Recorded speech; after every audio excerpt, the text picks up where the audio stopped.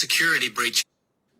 Ransomware attacks have increased in both scope and sophistication in the last year. Ransomware encrypts a computer network's data to hold it hostage and then will only give the digital decryption key to unlock it for a price. The average payment climbed from a few $1,000s in 2018 to more than $230,000. A ransomware attack on Colonial Pipeline forced the 5,500-mile pipeline to shut down for 6 days, spurring a run on gasoline along parts of the East Coast. Now they're attacking our meat supply. JBS says units in Australia and North America were hit over the weekend by what the company is calling an organized cyber attack on its information system. Hospitals are being targeted by hackers. Ransomware attacks are rampant, freezing computer systems for everything from a meat processor to hospitals and even schools.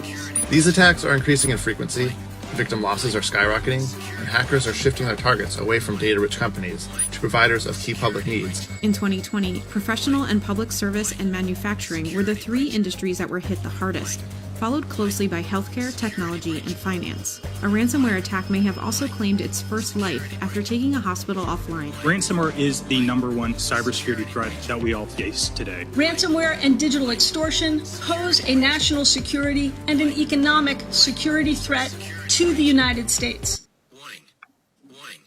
Security breach.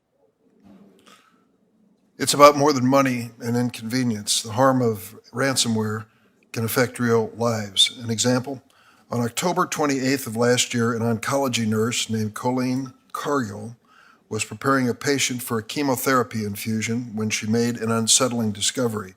She couldn't log into her computer. Every time she typed in her credentials, the system would boot her out. She tried logging in from a backup computer. That didn't work either. Instead, she was greeted by a red circle with a diagonal line drawn through it. At that moment, she realized that her hospital, the largest medical system in the state of Vermont, had been infiltrated. The network had been shut down. The hackers behind the attack were holding the hospital's data hostage, which meant Colleen and her colleagues couldn't access patient data for their cancer patients. They had to try to recreate patient chemotherapy protocols from memory and copies of old faxes. The hospital's electronic medical system would remain offline for nearly a month. Colleen told the New York Times those weeks were the worst of her life, and she's not alone. Colleen and her patients are just a few of the many Americans who've been victimized by ransomware attacks. Nearly every organization and industry is vulnerable, from hospitals, school districts, local governments, nonprofits, businesses large and small. Here's how it works. Hackers break into your computer system, lock up your data, demand a ransom payment, often through untraceable cryptocurrency for the return of the data. Though any person or entity can be targeted in a ransomware attack, it's been estimated that small businesses make up over half of the victims. And these attacks can have permanent damage. Last year, it took an average of 9 months for a business to fully recover from a ransomware attack. Even the biggest and most profitable companies in the world are at risk. Earlier this year, we remember the cybercrime sentiment knocking out Colonial Pipeline, the largest pipeline operator in the United States. That shutdown sparked a nationwide panic that had customers waiting in line at gas stations for hours, and the incident brought the ransomware attack into plain view. They're becoming more frequent, more destructive, and the tools needed to commit them are easily accessible. Last year, global ransom payments reached $350 million. A recent New Yorker piece talked about the average payment for ransomware. 2018, average payment, $7,000. 2019, $41,000. 2020, somewhere between $200,000 and $300,000. In recent months, barely a day has gone by without news of a ransomware attack. By one estimate, American businesses, healthcare facilities, and organizations and state and local governments are projected to endure more than 65,000 ransomware attacks this year alone. This is a criminal business model that is spreading. If someone wants to commit an attack, they can easily purchase or lease ready-use ransomware. According to one expert, it's, quote, way too easy to get into this. Just hire it out. There's been an incredible commoditization of the entire process. And I'm concerned as well that ransomware criminals often operate with impunity in Russia and other nations. Those nations are unwilling to prosecute or pursue the evildoers. We need to attack this new reality. We need new protocols for preventing and responding responding to ransomware attacks. The President understands it. His administration is taking a whole-of-government approach to prevent, deter, and respond. They recently launched a cross-government task force to coordinate offensive and defensive measures against these attacks and to help businesses. The administration also launched StopRansomware.gov, a new website that provides one central location for ransomware resources. These efforts are welcome because when it comes to ransomware, it's not just our money that's at stake. It's sensitive information, a personal sense of security, and truthfully, our nation's security. It's a critical challenge. This committee will do its part to meet it, starting with today's hearing. Now I turn to my friend and ranking member, Chuck Grassley. Thank you, Chairman Durbin, for holding this hearing. I thank you for agreeing. I better turn this off.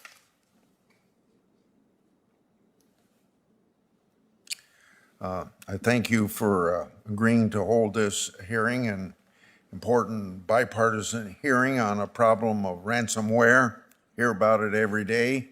I've appreciated working with you on this subject and look forward to continuing to work if we decide that legislation is necessary. The threat that we face from ransomware is increasing. Criminal actors are using techniques like phishing emails to gain access to data of business, a nonprofit, or a government. The criminal actors then lock the data down and demand a large ransom. Usually very difficult to trace virtual currency like Bitcoin is used to pay for it. Yet paying a ransom is no guarantee that the victim will have their data returned and that they will not be victimized again and asked to pay yet another ransom. Earlier this year, we had FBI Director Chris Wray compared the challenge of fighting ransomware to those that we face after 9/11. Estimates on the amount of ransom paid in 2020 ran into the hundreds of millions of dollars. Ransomware has targeted schools, local governments, and during this pandemic, can you believe it, even hospitals and healthcare providers. In May, 2 massive ransomware attacks hit a critical supply of gas, the Colonial Pipeline, and a major supplier of meat, the JBS slaughtering operation. These events created very disturbing questions about the security of our supply of essential goods like fuels and food. Since that time, I've received questions from many Iowans about what we can do as a nation and as individuals to fight the threat of ransomware. This hearing will help us answer those questions. Ransomware does not just affect the deeper pockets of large companies like Colonial Pipeline and JBS. An estimated 3 out of every 4 victims of ransomware is a small business. Small businesses already operate on thin margins, and many have been pushed to a brink by the pandemic. I'm glad that we'll be hearing today what government agencies like Cybersecurity and Infrastructure Security Agency at the Department of Homeland Security can do to help small business owners to practice good cyber protection to avoid ransomware attacks. We will also be hearing which investigators like FBI and the Secret Service can do for those who have been victimized. Ransomware often originates from countries with permissive law enforcement environments that allow these cyber criminals to flourish. So-called ransomware as a service is a business model. Can you believe that? Employed by criminal networks such as DarkSide and Reveal. DarkSide and Reveal are behind many of the recent attacks. These criminal organizations work like illicit software providers, creating ransomware and leasing it to other criminal actors like known as affiliates, for a share of the profits. We will be hearing from the Department of Justice how these criminal actors can be targeted and punished. The situation would be dire enough if ransomware was used only by sophisticated criminal actors in countries unwilling to help bring them to justice. However, just last week, the Biden administration and many countries, which are allies of the United States, formally blamed China for a massive hack of Microsoft Exchange email servers. Hackers operating under the umbrella of China's own Ministry of State Security appear to have used the hack to engage in ransomware schemes for their own profit. They will have extorted millions in ransom from our own U.S. victims. I have spoken many times on the dangers of cyber attacks, theft of intellectual property, and other aggressive behavior by China.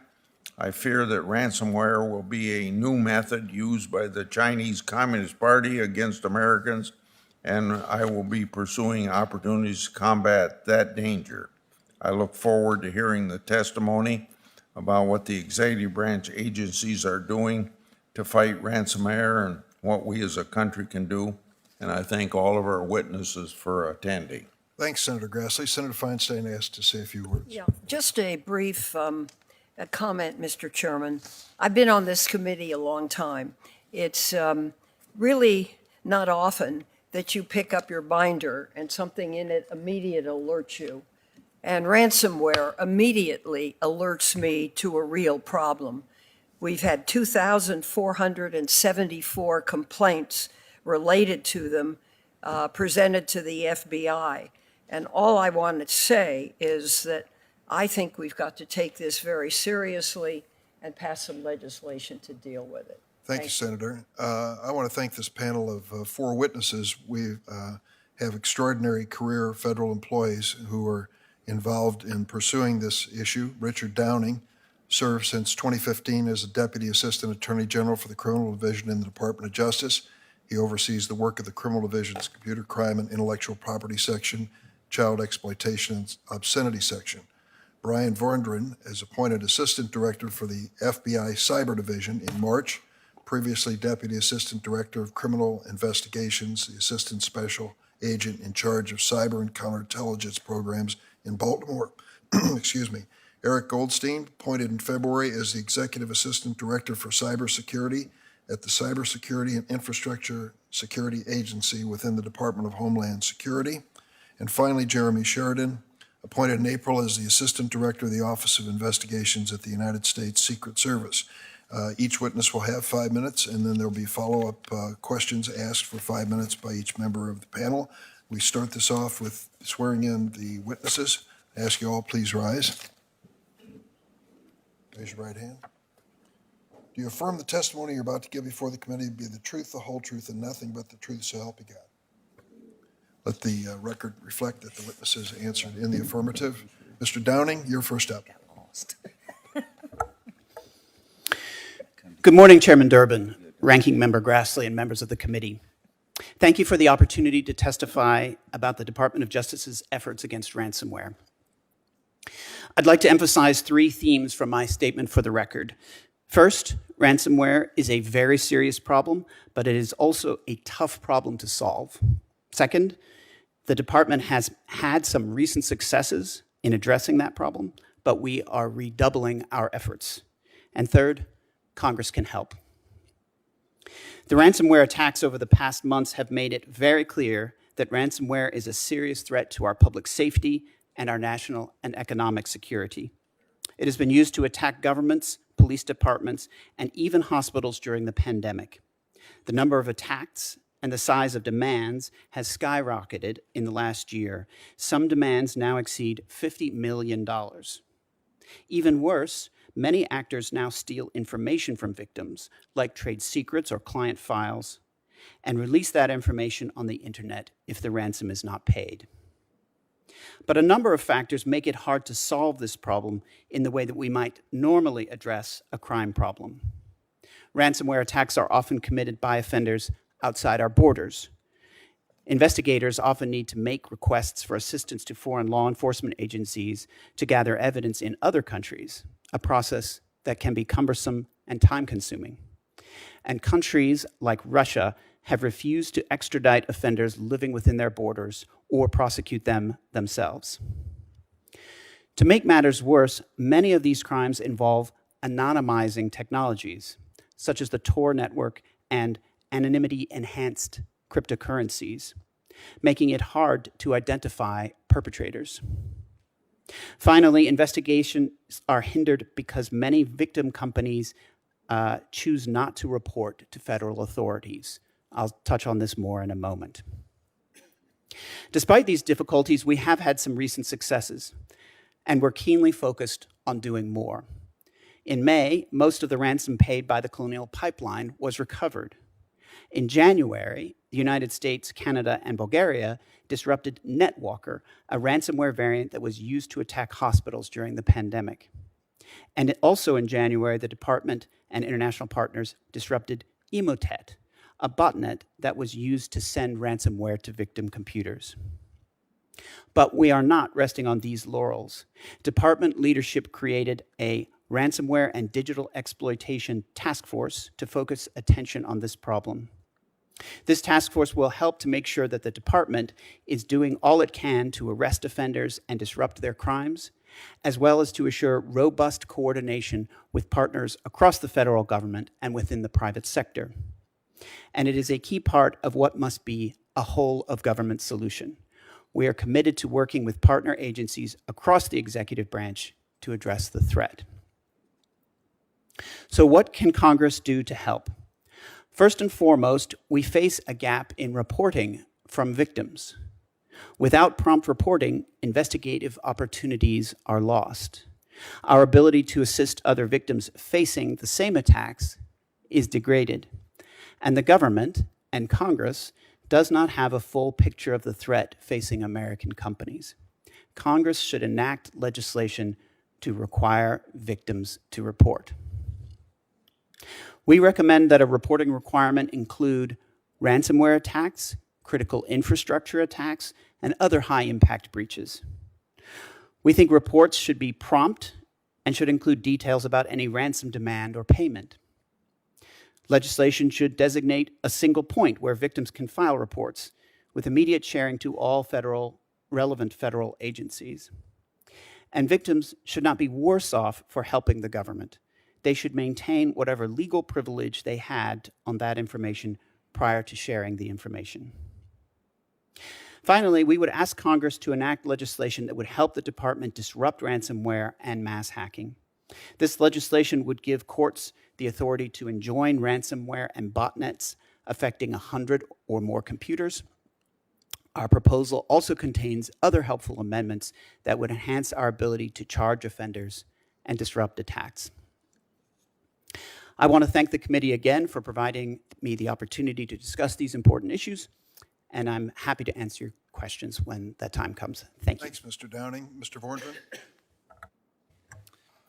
Good morning, Chairman Durbin, Ranking Member Grassley, and members of this committee. Thank you for the opportunity to be here to represent the FBI in our cyber program and to sit with our federal partners as a unified front against this growing ransomware threat in the country. As you know, this hearing comes at an important time. Your title says it all. As the cyber community learns from past incidents and works to ensure all the nation's people, companies, and levels of government are protected from future ransomware attacks. At the FBI, we've been sounding the alarm on ransomware for some time now, and the 5-year cyber strategy Director Wray announced last year gives us a roadmap to continue to mitigate this threat.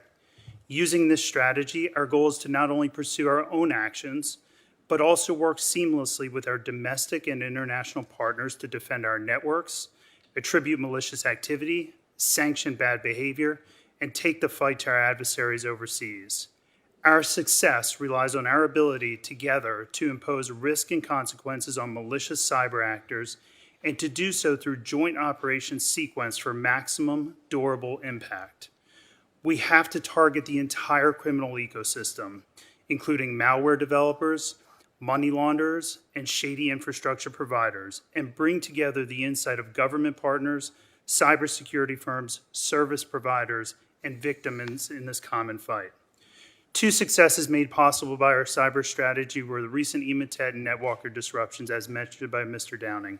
In January, in coordination with the intelligence community, an unprecedented number of foreign law enforcement partners in the private sector, we disrupted Emotet, one of the longest-lasting, costly, and sophisticated cybercrime services. In the 9 months leading up to the takedown, it's estimated Emotet caused hundreds of millions of dollars in damage and infected more than 1.6 million computers. That same month, we also worked with international partners to disrupt the NetWalker ransomware variant, which had been responsible for impacting numerous victim companies, municipalities, and schools. As part of that operation, we obtained federal charges, a subject was arrested, and we seized nearly $27.5 million in cryptocurrency. Today, you'll hear from 4 agencies working together on the front lines of this fight, but ransomware has become so widespread, it can't be solved by federal action alone. We need Congress and the public to assist. We need a federal cyber incident reporting standard for breaches that pose significant risks, because inconsistent voluntary reporting is simply not enough. We need affected entities to report to the federal government as promptly as possible and within a defined time frame, because we must act swiftly. And we need ransomware reports to include all information about the ransom demand and any potential ransom payment information, because we can't let cyber criminals extort victims without repercussions.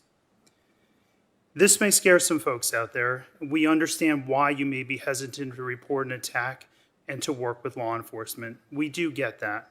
But I want you to know we're here to help you. As the FBI does with all victims we counter in our work, we aim to inform, support, and assist ransomware victims in navigating the aftermath of crime and the criminal justice process with dignity and resilience. We want to empower victims of cybercrime, because by working with law enforcement, you move us closer to the day when the people who victimized you can't strike again. When we receive information from you, we're going to use it to help limit damage to you and others, to improve our national security, and to keep others from being victimized. When victims work with us, everybody wins except the bad guys. You all have constituents who have been hurt by ransomware, and I had personal experience with this issue as an FBI special agent in charge. When I was in New Orleans in 2019, the Louisiana Governor's Office declared 2 separate states of emergency following a wave of ransomware attacks against school districts across the state and government agencies. As a father of school-aged children, this hits home. We're here today to inform you, your constituents, and the American public about ransomware, to make sure everyone knows this is a whole of government, but perhaps more importantly, a whole of society issue, and to make it clear what people can do to protect themselves and how to respond if they unfortunately become a victim. So again, thank you for inviting us to address this important topic, and I look forward to answering your questions. Thank you, Mr. Bondren. Mr. Goldstein. Chairman Durbin, Ranking Member Grassley, members of the committee, thank you for the chance to speak with you today on behalf of CISA and about this urgent threat. And thank you, Mr. Chairman, for your opening video, which really reflects the urgency of this issue and the fact that ransomware intrusions can now impact the national critical functions upon which American families, businesses, and all levels of government depend. As the lead agency for civilian cybersecurity, CISA plays a key role in managing the risk of ransomware. But we don't do it alone. One theme today will be that this is truly a whole of government and whole of nation effort in which all agencies are aligned toward a shared outcome, reducing the prevalence and impact of ransomware intrusions affecting our country. Many of CISA's efforts to mitigate ransomware are focused on ensuring that all organizations in this country, big and small, across sectors, understand 3 key points. The first is that ransomware intrusions can affect any organization, from a small business to a Fortune 100 corporation. The second is that ransomware intrusions can cause prolonged downtime, significant financial implications, and potential impacts to public health and safety. And the third is that investing in cybersecurity best practices has been shown to be demonstrably effective in reducing the prevalence and impact of these intrusions. To this latter point, Chairman, as you mentioned, just last week, CISA and our partners across the interagency, including the FBI and the Secret Service, launched StopRansomware.gov, a new whole-of-government website intended to provide organizations across the country with access to resources to prevent intrusions, respond to intrusions, and report them when they occur. And this website builds upon our earlier campaigns on this topic, including our Secretary's Ransomware Sprint and our earlier Reduce the Risk of Ransomware campaign. We also offer a variety of no-cost voluntary services that businesses around the country can take advantage of to help secure their networks and identify risks. In particular, I'll call out our Ransomware Readiness Assessment, which is a self-assessment tool that helps organizations identify their preparedness for responding to and managing a ransomware intrusion. But going forward, it is very clear that we, as a government and as a nation, need to do more to address ransomware intrusions and the broader cybersecurity risks we face. The stakes are simply too high. First, CISA and our partners across government must gain increased visibility into cybersecurity intrusions and threats affecting our nation's businesses and state, local, tribal, and territorial entities. Without this visibility, we are unable to effectively share information, develop timely alerts, help victims, and understand impacts of these intrusions to the national critical functions upon which we all depend. As my colleagues have noted, we look forward to working with Congress on incident reporting legislation that will significantly increase the volume of incidents that are reported to CISA and our government partners today to ensure that we can act with urgency to render assistance and understand the breadth of these campaigns affecting American companies. Second, we must continue to invest in and mature our voluntary partnerships with the private sector and our state and local partners across the country. Over the past several months, the interagency has worked in collaboration with the private sector to focus on cyber defense against known ransomware campaigns. And going forward, we are shortly launching our new cyber defense collaboration effort, as established by last year's NDAA, to formalize and bring together the private sector and government in a way that will allow us to exercise the best of the private sector and government in managing these risks. And lastly, we must recognize that at least in the near term, we cannot prevent all intrusions and must drive a focus on resilience and functional continuity to ensure that intrusions don't impact the critical functions upon which Americans depend. To this end, the Cyber Response and Recovery Fund, an effort recommended by the Cyberspace Solarium Commission and recently passed by the Senate, would provide CISA with additional resources and capacity to respond rapidly to catastrophic cyber incidents.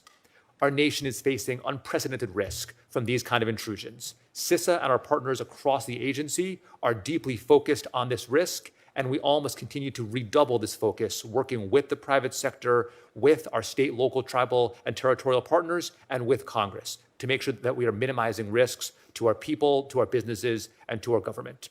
Thank you again for the chance to be here, and I very much look forward to your questions. Thanks, Mr. Goldstein. Mr. Sheridan.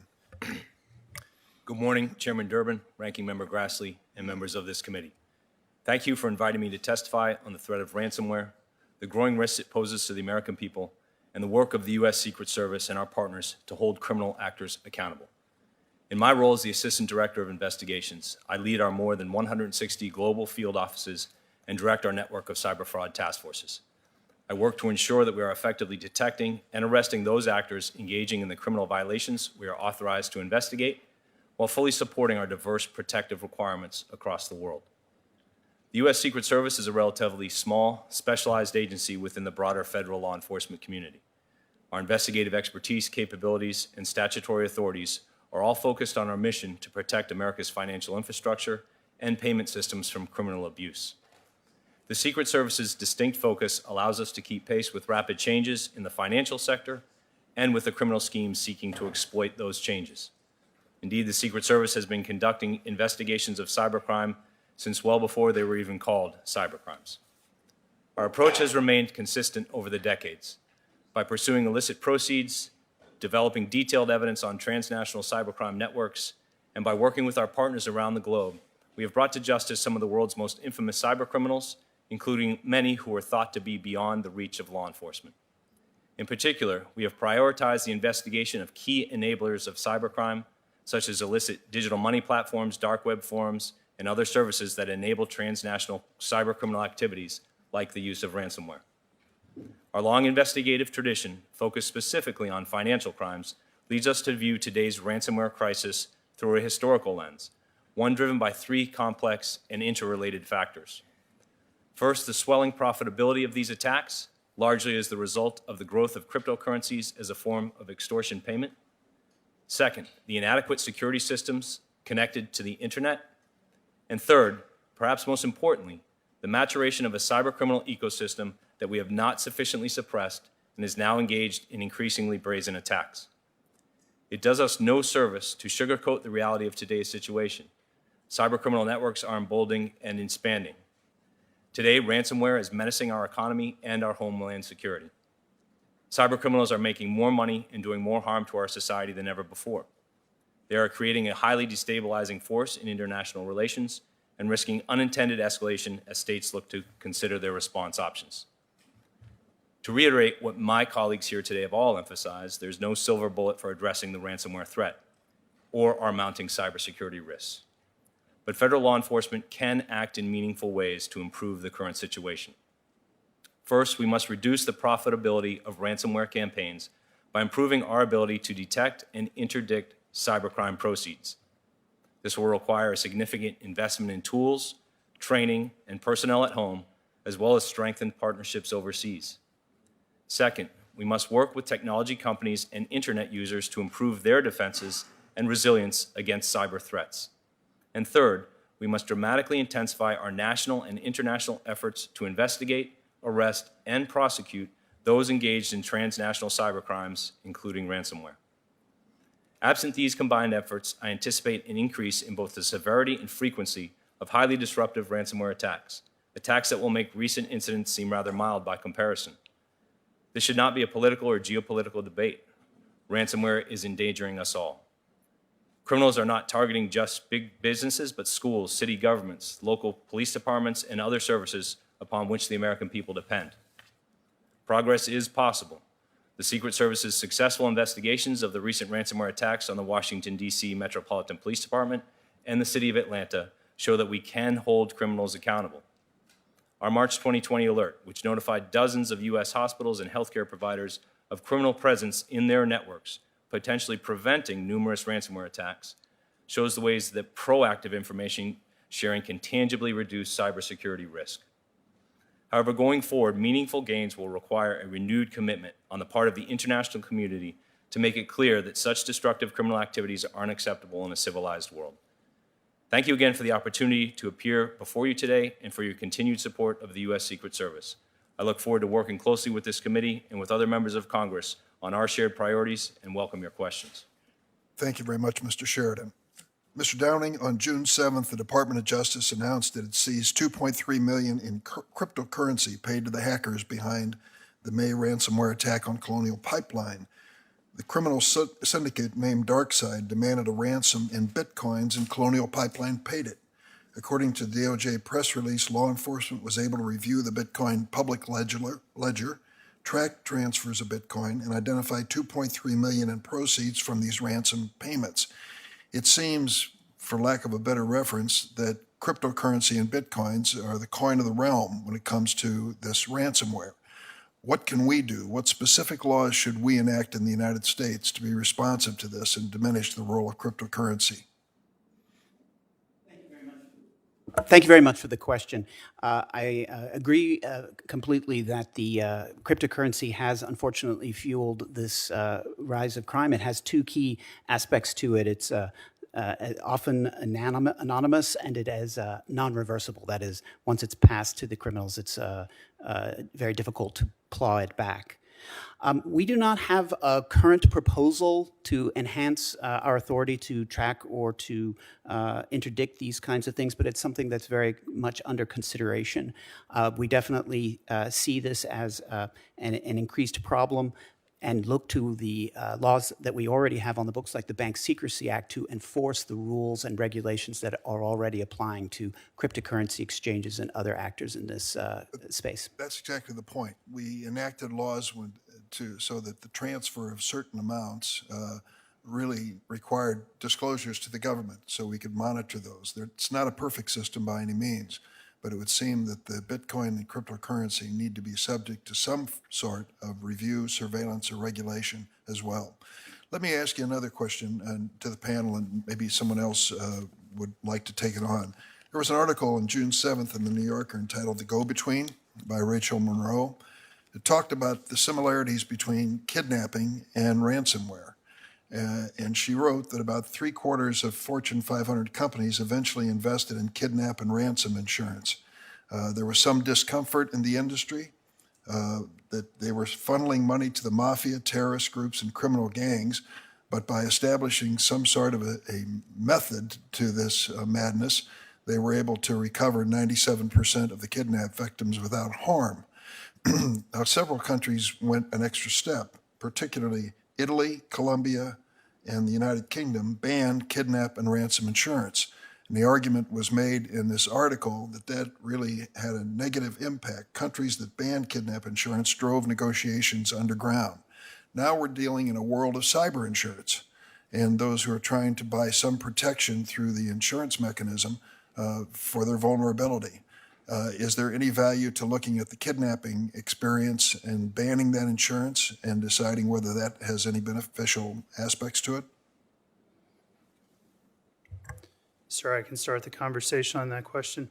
When we go back several years, it's at least our belief and understanding from public records that the insurance industry really started within cyber so that we could drive better cyber hygiene.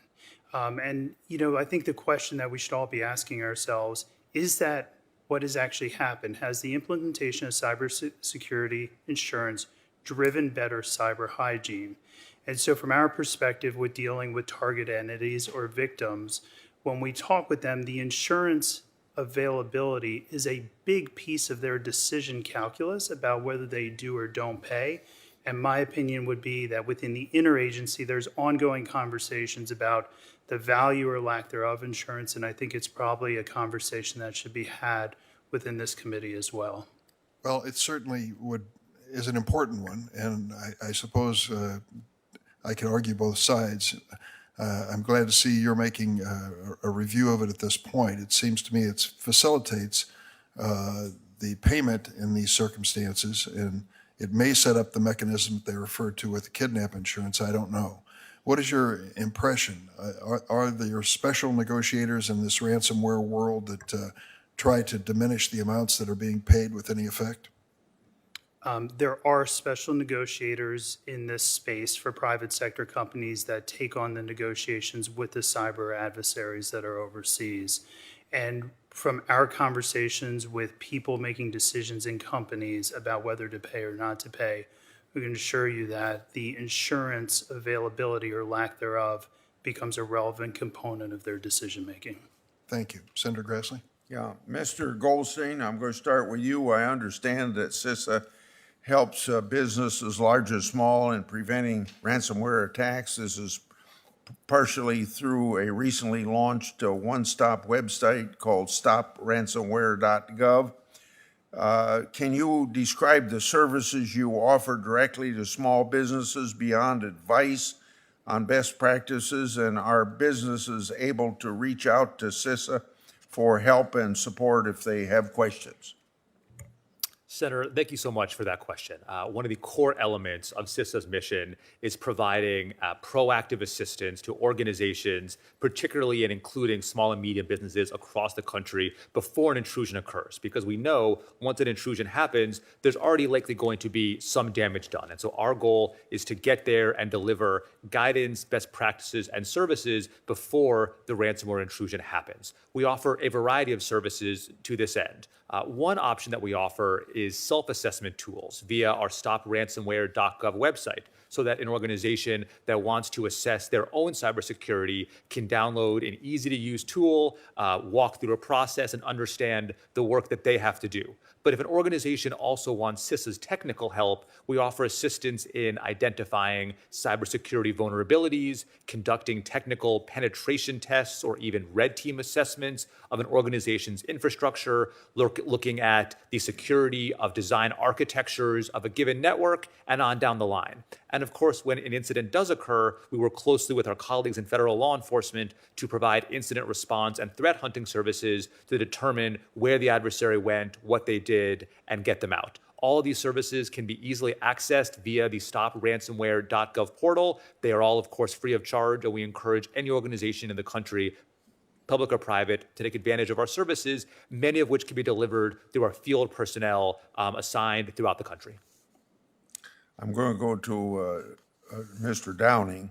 Cyber threats from China are sadly nothing new, from stealing our intellectual property to hacking records of government employees. The Chinese are clearly comfortable using cyber attacks.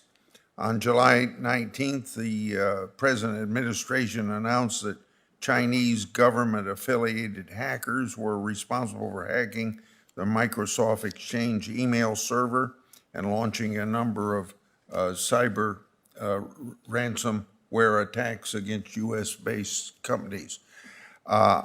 So to you, I'm concerned that the Department of Justice's China initiative, a successful initiative to focus resources on combating Chinese espionage from the Trump administration, may not be continued in the Biden administration. Would maintaining the China initiative be helpful in combating cyber offensives from China? Thank you very much for the question, Senator. I would like to reassure you that indeed the department continues to be keenly focused on the problem of the theft of intellectual property by Chinese actors and by the Chinese government. We have a close partnership between our National Security Division and the Criminal Division where I work, which continues to look at these questions and to aggressively investigate and prosecute individuals who are responsible for them, both inside the United States and outside. We use this, we see this as part of a larger effort that, of course, the Biden administration is very concerned about Chinese overreach and is aggressively looking at these questions as well. Also, do you, ransomware as a service is basically a form of high-tech organized crime. It's a business model where cyber criminals design a product, ransomware, which can be released to other criminal actors. Some ransomware as a service provider even provide tech help, like black market IT solution providers. So to you, are traditional cyber and organized crime tools available to fight ransomware as a service, or are new tools needed? Thank you for that question as well. It is true that many of these cyber organizations have organized structures not unlike traditional organized crime. We have aggressively prosecuted them as well using the tools that we have today. I don't have a particular proposal that addresses that point that has been cleared for by the interagency, but we would continue to look at that and work with the committee absolutely on that question. Does it mean that you have interagency conversations that you're thinking about something along that line if it gets clearance? We are always looking at all different kinds of tools and the shortcomings to the extent that they have that they exist in our authorities. We have put forward a couple of those kinds of shortcomings for the committee's consideration as part of my statement for the record, and we very much look forward to working with you on that. Thanks, Senator Grassley. Senator Feinstein. I'm not a lawyer, but I'm really perplexed by this because what it says to me is that there is a criminal organization operating this process, and we can't do anything about it. If I understand it, in 2020, the FBI received 2,500 complaints relating to ransomware, with adjusted losses of over $29.1 million. This figure probably underestimates the severity of the problem because victims of these attacks are not required to report their data breaches to the FBI. For example, one private security firm reported last year there were nearly 2,400 attacks against United States state and local governments. So they're attacking the government as well. Healthcare facilities and schools alone, with 1,300 companies around the world losing intellectual property or sensitive information to attack. Why can they just exist and we can't do anything about it? What can we do? It seems to me it's a criminal operation. Thank you for the question, Senator. You described the problem correctly, and that we would articulate to you that many of the people who attack U.S.-based equities, whether that's small government, municipality government, small businesses, all of your constituents, most of them are overseas. And some of them are in hard-to-reach countries, while others are not in hard-to-reach countries. And I think from the FBI's perspective, this brings the value proposition to focus about our international reach. And Secret Service has a similar international reach. Through the Department of Justice, we have had success in cooperative third-party countries that aren't Russia, right, in terms of safe harboring criminals. And those people have been brought to justice. They may be on criminal charges in a different country. And they Excuse me, could you just speak to what the FBI advises us to do? Very simply put, the FBI's advisement is build a relationship with your field office leader as soon as possible for cyber incidents. And then secondly, if you unfortunately become a victim, report those incidents to the FBI or any of our counterparts here, and we will immediately share with the rest of our counterparts. The last thing I would offer is that's very, very important for each of the companies or municipal governments to have well-rehearsed incident response plans, that they understand who to call when they become a victim. They understand the scope of those incident response plans, and to routinely exercise those would be some important messages to share with your constituents. Thank you. Senator Graham? Thank you all. As a matter of fact, I think one of the proposals you have is taking a couple of the bills that we've introduced, Senator Whitehouse and myself, and we'd like to work with you on that. So the bottom line, from the Secret Service point of view, if cryptocurrency didn't exist, would it be harder to do ransomware attacks and get paid for it? That's an interesting question, sir. It would be harder to facilitate the payment of the attacks. The ransomware attacks themselves would still occur. It would just be through a different payment mechanism. So if you took cryptocurrency off the table, how would they get paid?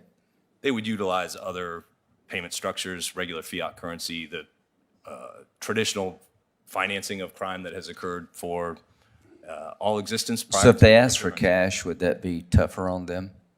It would be more difficult for them to facilitate, yes, sir. Okay. How many ransomware attacks are there every year against Russian businesses? I don't have that information, sir. What about Chinese businesses? Similarly, I'd have to research that. What about Iran? Yes, same answer, sir. What about North Korea? Same? Yes, sir. I bet you not many. So the point is that we have criminal enterprises interconnected to nation states. Do you agree with that from a Secret Service point of view? Yes, sir, that's accurate. If we compiled a terrorist list of state sponsor of terrorism, do we have such a list for state sponsors or safe havens for cyber terrorists?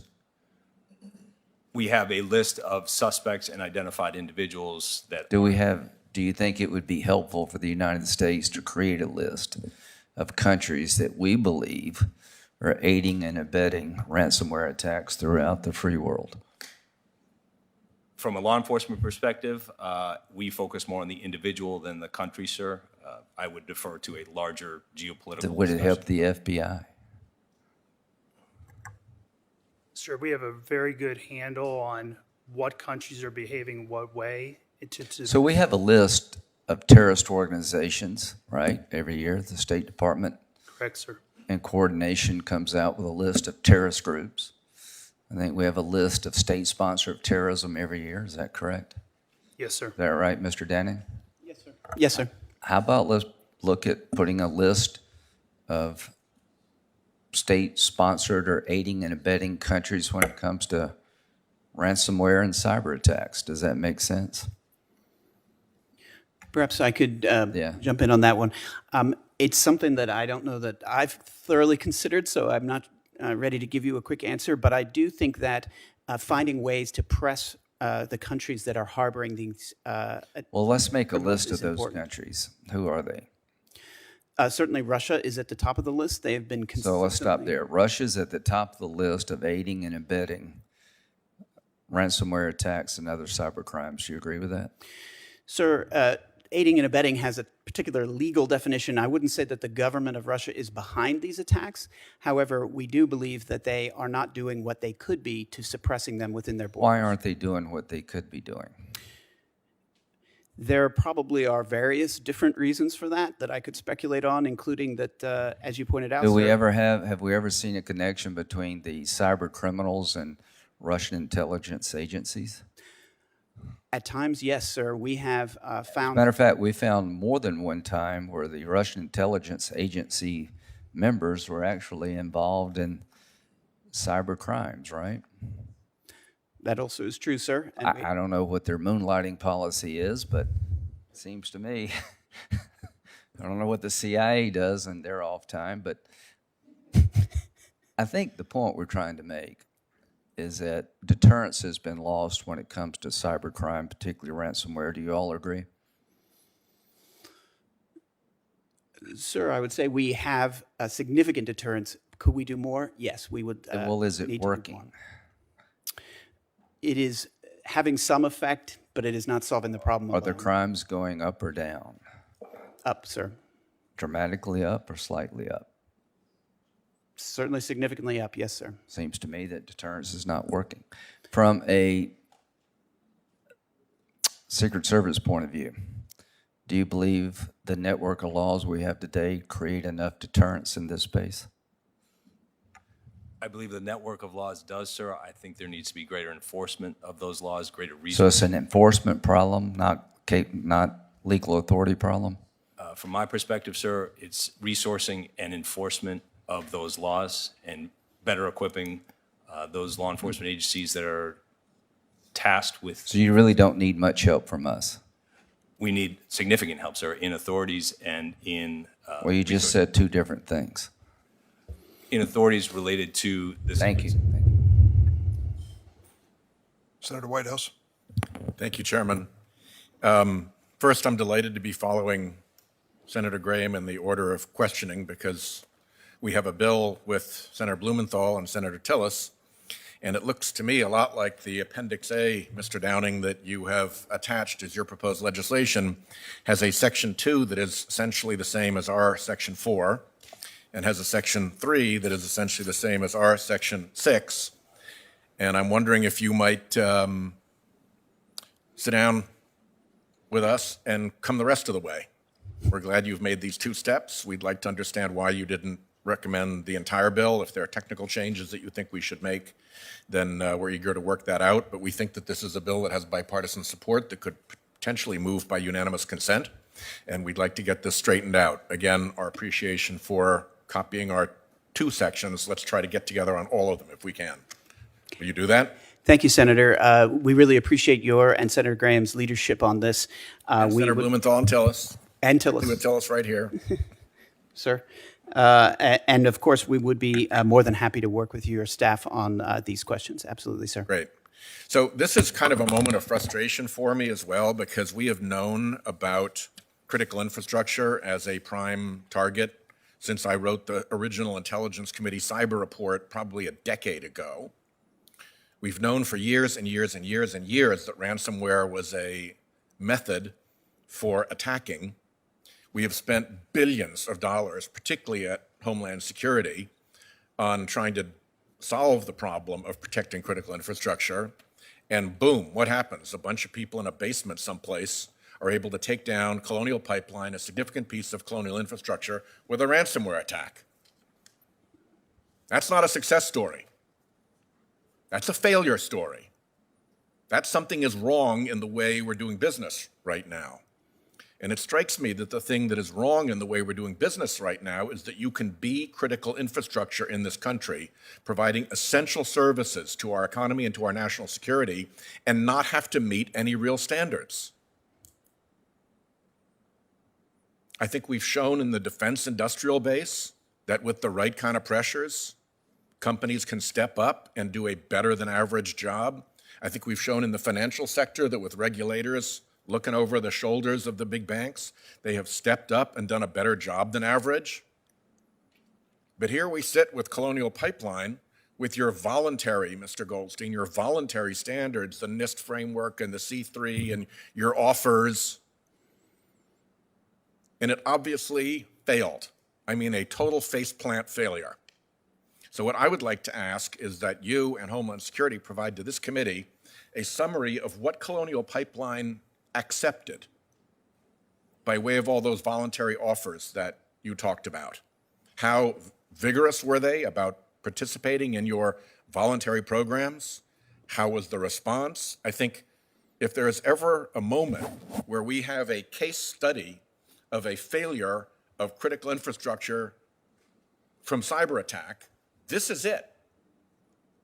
And I think we're entitled to a bit of a test case here on this voluntary method that we followed and how it's working, because it sure didn't work for Colonial Pipeline, and I'd like to know what they did and did not take up of your series of offers. Can you get that information to us? Thank you, sir. We'd be glad to provide you with that, and I will note we fully agree that an environment where critical infrastructure that's essential to national critical functions is able to operate insecurely with known security weaknesses, as we know is often the case throughout this country, is untenable. And we as a nation need to act. I will note that in the wake I'm angry right now, at you because of this situation, but I actually understand that it's not your fault. The fault is here in Congress, where over and over again, groups like the U.S. Chamber of Commerce have come in and said, don't regulate us. We're against all this cyber regulation. We don't want any of this. Make it all go away. We're against this bill. We're against that bill. We're going to tell the leader to, block this legislation if it tries to go forward. And so we now have a situation in which you can have critical infrastructure companies fail at meeting basic standards of cyber hygiene, and we're okay with that. As a legal matter, we're okay with that. We shouldn't be okay with that. We don't have to regulate everybody in the world, but if you're critical infrastructure, we should no longer tolerate this voluntary regime with big companies who know that their infrastructure is critical and who fail. Yes, sir. Could I ask the chairman for a brief response? Sure. Thank you, sir.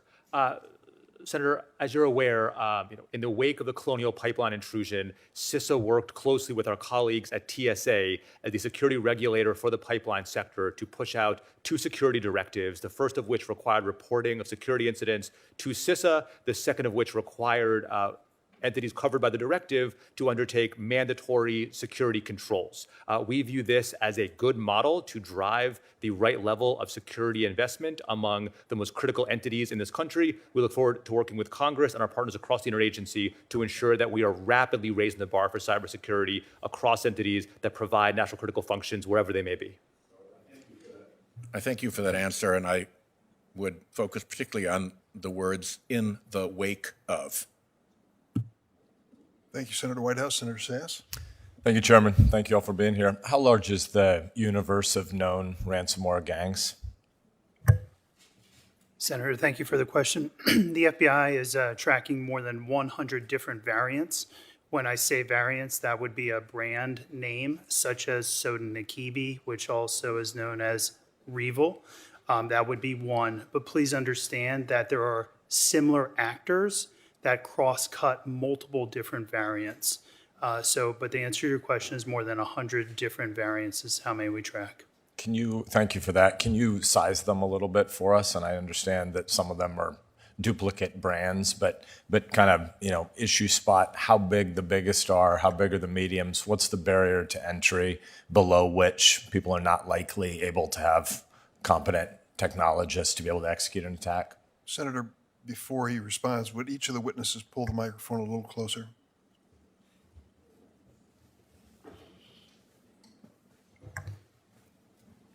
Senator, the answer to your question is we have an entire interagency algorithm that essentially prioritizes from 1 to 101 the level of impact that each variant has had on the United States, its economy, and its other various equities. The largest one that we know of, we would estimate that their revenue from attacks exceeds $200 million, to give you some type of scope on the value proposition. Your last question about barriers to entry is a little bit of a difficult one to answer. What I would say is that we see affiliates using the ransomware variants that are going to be most effective at compromising potentially vulnerable infrastructure, information technology infrastructure. So certainly happy to follow up on the barriers to entry conversation, but that would be the best answer I can give you today. And who owns that data set? So I see Senator Cornyn has just arrived. He and I are both active on this issue from the Intel Committee side as well. If we wanted a briefing, who is the one person in the U.S. government who's responsible for owning that data? The roll-up of the data is owned by the FBI through the interagency, but the model was built by the interagency, and every interagency component has input into the model to finalize the prioritization of it. And returning to Senator Graham's line of questioning, how many of those 100 are Russian allied? I don't know that answer. Certainly can respond at a later time with a more precise answer. But what I can say is that while the developers may be Russia-based, the affiliates that deploy the ransomware may or may not be Russia-based. So it's a little bit of a complicated question. But if it's okay with you, sir, we can get back to you with a precise number to answer your question properly. We'd love it. And in addition to whatever print response you want to give us, I think there are a few of us that overlap between this committee and CISI who would love to have an actual briefing on it. Senator Graham has left, but I'd like to pursue the question he asked you about deterrence, because the actual rate of growth is about 300% annually right now. Why do we think any of our deterrence is working? It's not a hostile question at any of you personally, but you all spun this as if there's some success here. It's pretty hard to see that from where we sit. I can lead the conversation. That my answer from the FBI's perspective would be that we are doing as much as we can with what we have to deter. And I can appreciate why, from your perspective, Senator, that it's not having as significant an impact as you would want. But there are dedicated men and women in the FBI, all the partnerships here, that are devoting hundreds of hours a week to this problem set and helping. Now, if the question is, are we having a large enough impact? I understand that question, but please understand the answer to our question about why we're having an impact is because we have great men and women who are doing this work every day, doing prosecutions, infrastructure disruptions, cryptocurrency seizures, and not just within the FBI, but certainly in the agencies that sit with here today, and the international community, and the intelligence community as well, sir. So go ahead. If I may, just to add to that, I think focusing on law enforcement deterrence is an important piece of this puzzle. And I agree with you that, though, it alone is not going to be enough. That's why I think we all need to focus on a whole of government response. That is, that we have our colleagues in the Treasury Department looking at how to enhance our position on the cryptocurrency front. We have our friends in CISA building cyber hygiene to slow down the threat. We have our friends in the State Department who are building international consensus against it and putting pressure on Russia. Yes, investigation and prosecution is an important piece of this, but it cannot be the only piece, I think, if we are going to succeed against this threat. Strongly agree that Putin's cronies who moonlight outside not just the official intel services, but across the oligarchs, like little rent and intel service on the side, clearly they don't fear us. And that deterrent problem is well above y'all's pay grade. Nobody's faulting you here for that. And sir, I recognize you're obviously right that there are a lot of hardworking patriots inside the organization, but that's a different question than whether or not we have the right national strategy. Thank you. Thank you, Senator Sass. Senator Klobuchar. Thank you very much, Mr. Chair. Thank you all for the work you're doing. When I think back to my early confrontations with this issue as a prosecutor, I always remember a case we had. It was a child porn case, but involved computers. and it was a little suburb, and the police went to the scene, and they had not been trained, and they pushed some buttons on the computer, and all our evidence disappeared. And now let me bring this to our current situation that we're in. Is so much worse and so much bigger. It is workforce, as well as all these other challenges that my colleagues have laid out. And maybe the numbers I have, an estimated 3.5 million cybersecurity jobs will be available but unfilled in 2021. Approximately 1 in 3 cybersecurity jobs in the federal level going unfilled. Talk to me about how we're going to get people from the private sector, perhaps. Senator Thune and I had a bill on this, to get it to come here. So we are as sophisticated as the bad guys trying to, ransom and do all kinds of bad stuff to disrupt our critical infrastructure. How are we going to get the people in, and what should we do to help? Senator, thank you for that question. I'll turn it over to Mr. Goldstein to partner on this answer. I do want to address your opening statement, though, related to state and local capabilities. As has been stated multiple times, this is a whole-of-government approach. Mm-hmm. The Secret Service has the National Computer Forensics Institute that has trained and equipped more than 16,000 state, local, territorial, tribal officers, as well as judges and prosecutors. Mm-hmm. We train more than 3,000 a year, and these really are the first line of defense. I think this goes to Senator Feinstein's questions about what people can do to be more resilient. My colleague, Mr. Vorndran, has mentioned relationships. This is where the relationship forms with those that you know in your community, your constituents, to have that level of trust, that level of communication, to be the first responder in these types of incidents. That institution, as you may be aware, is due to sunset in 22. Mm-hmm. We greatly appreciate Congress's support for allowing us to train as many as we have, but we need to seek reauthorization, as well as growth, not only domestically but internationally, for that facility to, as you said, make sure we're better prepared on the state and local level. Okay. And then if we could get to the question of the unfilled jobs and how we're going to get people into this area, young people and the like, with a call to service, I hope. Mr. Goldstein. Absolutely. Senator, thank you for calling out this critical question. There is no bigger challenge facing the future of our nation's cybersecurity than building a deep and diverse workforce to meet the threats we are facing now and facing tomorrow. At CISA, we're looking at this as really having 3 components. The first is how do we build cybersecurity and STEM education into our K-12 students today? At CISA, we have a grant program where we provide cybersecurity curriculum and training to K-12 teachers across the country. Obviously, that is a large population. We need to scale and do more. So the first question is, how do we ensure that across elementary, middle, and high schools across this country, our students are learning, first and foremost, the importance of cybersecurity, and then the basic skills to pursue this as an avocation from a very young age. That will require some very fundamental changes in how we think about educating our children in this country. The second is, how do we resource those leaving secondary education, going to 2-year institutions, HBCUs, trade schools, all the way to 4-year universities, ensuring that those universities have the programs where they are turning out graduates that are able to take jobs at the leading cybersecurity entities in our country, whether Secret Service, CISA, or the FBI, or the private sector, because frankly, we are all in the same fight here. And here CISA, again, provides curriculum and training to a select group of entities largely serving underserved communities. We need to do more there. The third piece is, how do we make it easier to enter public service as a cybersecurity practitioner? The cybersecurity market today is extraordinarily competitive, and we need an urgent call to action to make sure that the best and brightest are joining our agencies to help defend our country against these threats. Got it. I think some of our model is people stay forever in the government, and we may have a situation where we have a call to action to come to our government for a while. Maybe they go somewhere else after that, but we're just going to fall behind if we can't get people to do it. Did you want to add anything, Mr. Vorndran?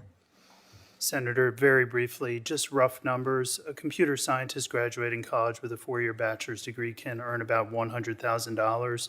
The entry position, certainly within the Department of Justice, is about $63,000.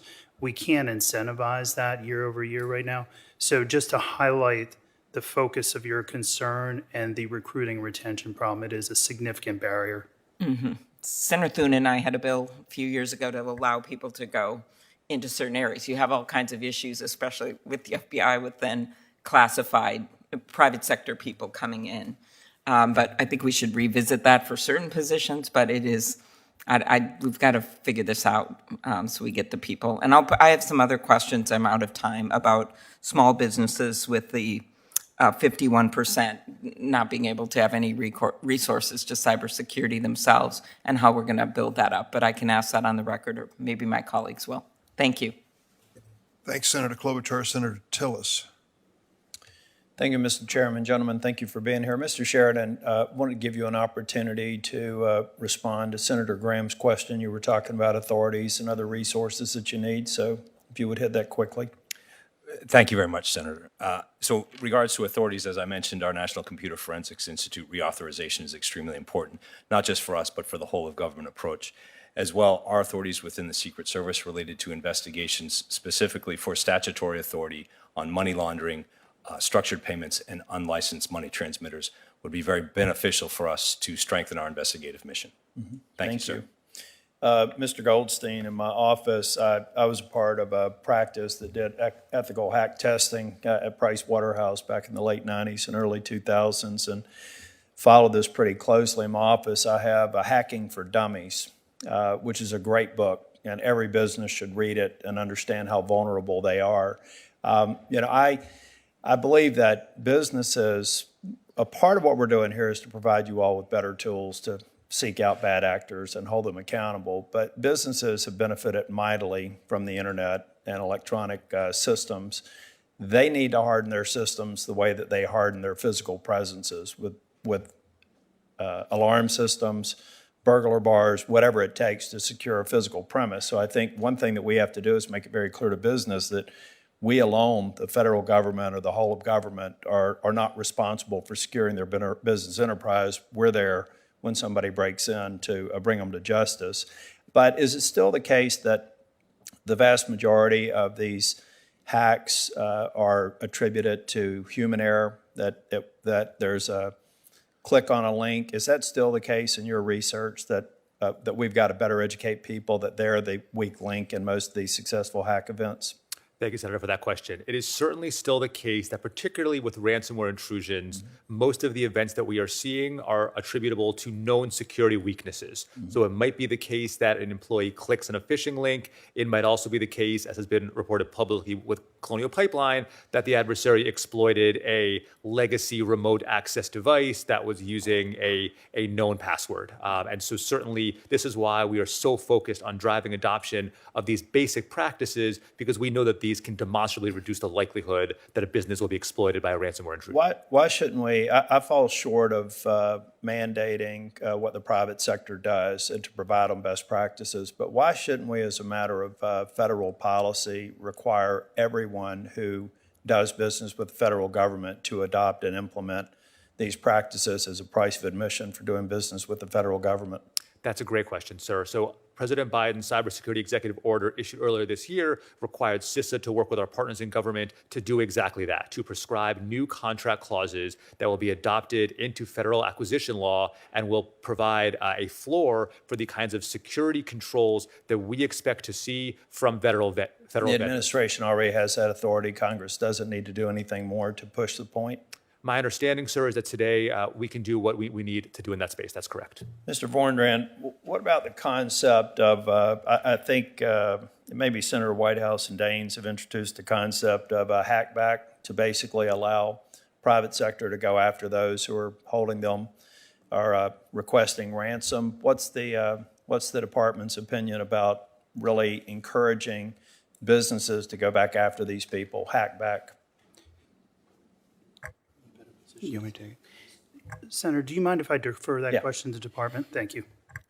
Sir, on the hackback question, the department has long held the position that it is ill-advised to encourage or permit private sector people to hack back. A couple of reasons.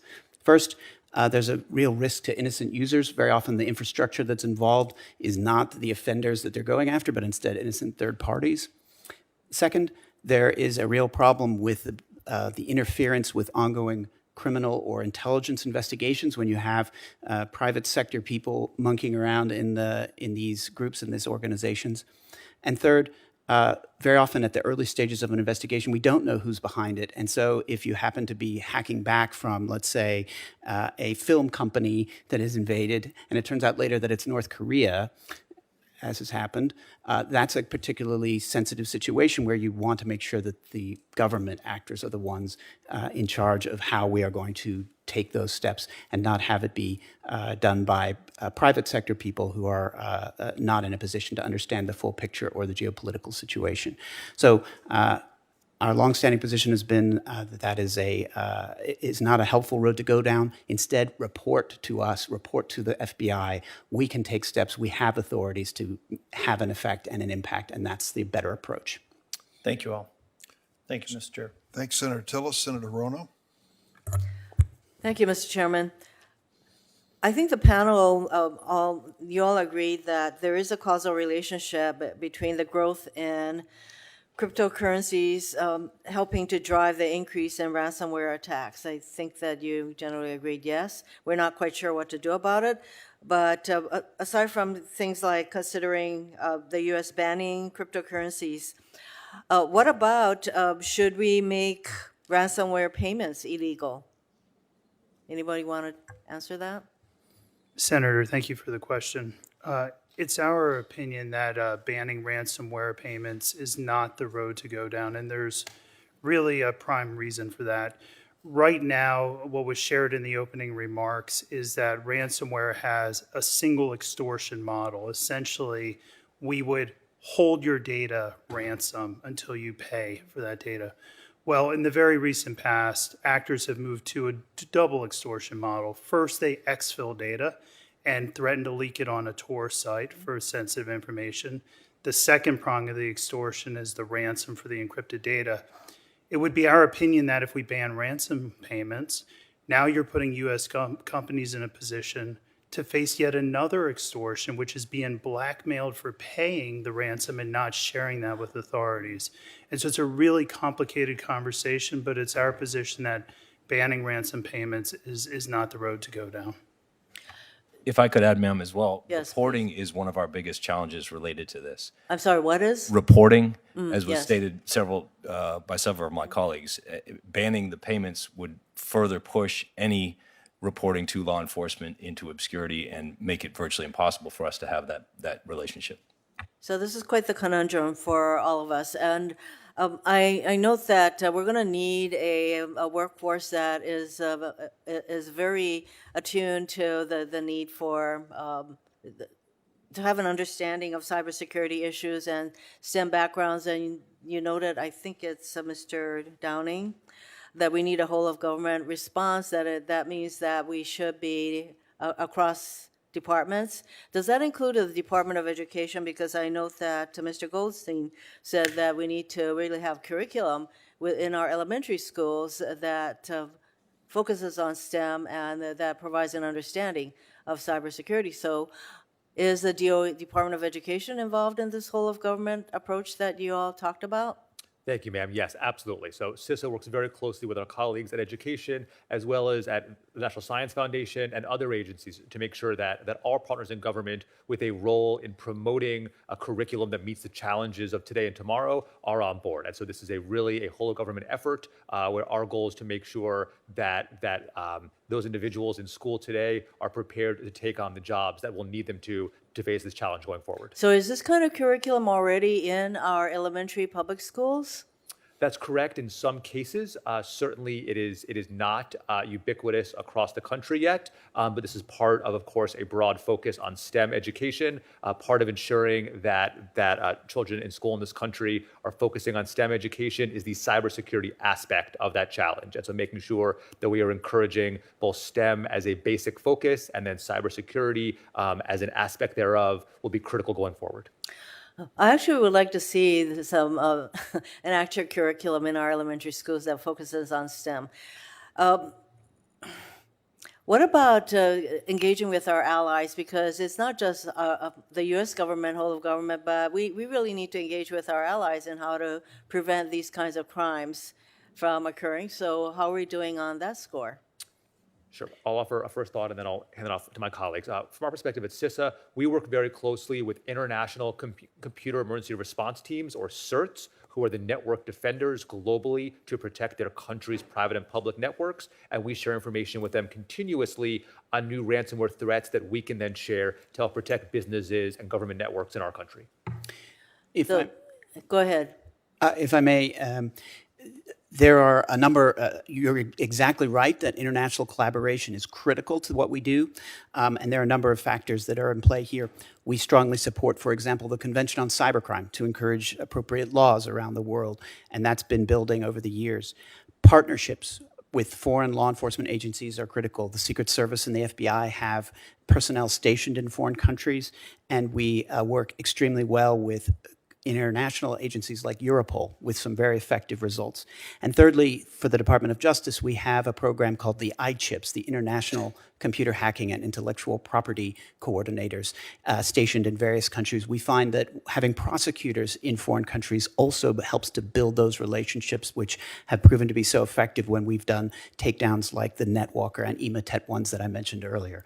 It's that international collaboration that is key to many of the successes that we've had. Thank you. Thank you, Mr. Chairman. Senator Cornyn. Thank you, Mr. Chairman, for holding this very important hearing. I think we're suffering from many of the same silos we identified on 9/11, where we find that there's a number of different parts of the federal government that are dealing with the same problem in different ways.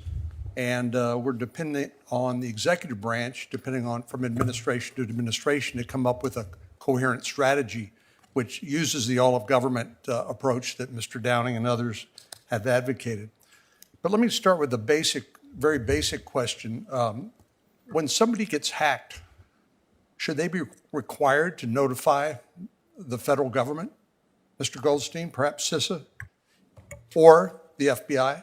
Certainly. So our view is that any efforts to increase the volume of incident reporting to CISA and to be shared with our partners in federal law enforcement is absolutely essential.